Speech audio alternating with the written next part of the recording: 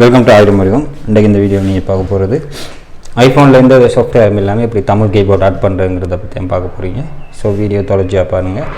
பிரயோஜனமாக நினைக்கிறேன். ஸோ பிரயோஜனமாக இருந்தால் மறக்காமல் ஃப்ரெண்ட்ஸோட ஷேர் பண்ணுங்கள். ஃபஸ்ட்டு கண்டிப்பாக ஐஃபோன் யூஸராக இருந்தாக்கா பேசிக்காக நீங்கள் என்ன செய்யலாம் தெரியுமா, நார்மலாகவே எந்த சாஃப்ட்வேர் தேவையில்லை தமிழ் டைப் பண்ணுறதுக்கு. ஸோ ஃபஸ்ட்டு கண்டிப்பாக உங்களோட செட்டிங்ஸ்க்கு வந்து கொள்ளுங்கள்.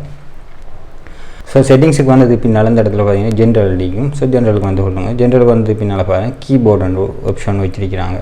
ஸோ அங்கே வாங்க. அங்கே வந்தீங்கன்னு சொன்னாக்கா இந்த இடத்துல பாருங்கள் கீபோர்ட்ஸ் இருக்குது. ஸோ ஃபஸ்ட் ஆகிற ஆப்ஷன். ஸோ ஃபஸ்ட் ஆகிற ஆப்ஷனை கிளிக் பண்ணிட்டு ஸோ இந்த இடத்துல பாருங்கள் அட் நியூ கீபோர்டு இருக்குது. ஸோ அதை கொடுத்துக்கொள்ளுங்க. கொடுத்ததுக்கு பின்னால் கீழே போனீங்கன்னு சொன்னால் தமிழ் இருக்கும். ஸோ இந்த இடத்துல பாருங்கள் தமிழ் இருக்குது. தமிழை கிளிக் பண்ணிக்கொள்ளுங்க. கிளிக் பண்ணதுக்கு பின்னால் இந்த இடத்துல பார்த்தீங்கன்னு சொன்னால் தமிழ் 5 ஒன்று, தமிழ் 99 ஒன்று. ஸோ ரெண்டுமே வந்து தமிழ் கீபோர்ட் தான்.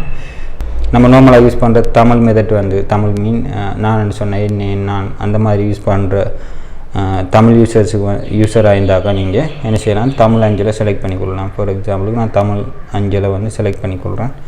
ஸோ செலக்ட் பண்ணது கீபோர்டு அட் ஆகிடுது. ஸோ நீங்கள் கீபோர்டை ரீஆர்டர் பண்ணிக்கொள்ளலும். ஸோ மேலே கீழே எடுத்துக்கொள்ளலாம். ஸோ அதையும் செஞ்சு கொள்ளலாம். ஸோ இப்போ என்ன செய்கிறேன், நான் இதை மினிமைஸ் பண்ணிட்டு நோட்டுக்கு போய்க்கொள்கிறேன்.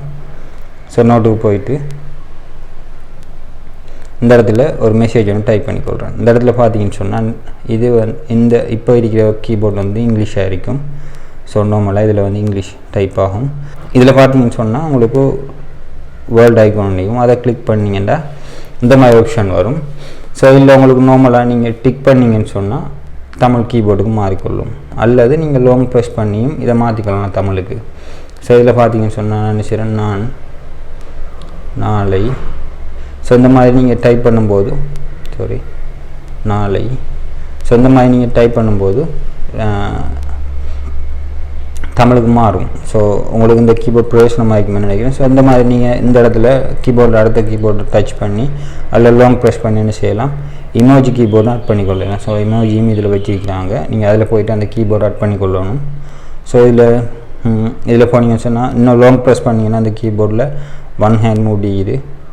ஸோ இதில் லெஃப்ட் ஹேண்ட் ரைட் ஹேண்ட் மூடிக்குது. ஸோ இந்த மாதிரி நீங்கள் வந்து என்ன செய்யலாம், யூஸ் பண்ணிக்கொள்ள இயலும். பேசணும் மாதிரி நினைக்கிறேன். பேசணுமா இருந்தால் மறக்காமல் நம்மளுடைய யூடியூப் சேனலை சப்ஸ்கிரைப் பண்ணுங்கள். மீண்டும் அடுத்த வீடியோவில் சந்திப்போம். பாய்.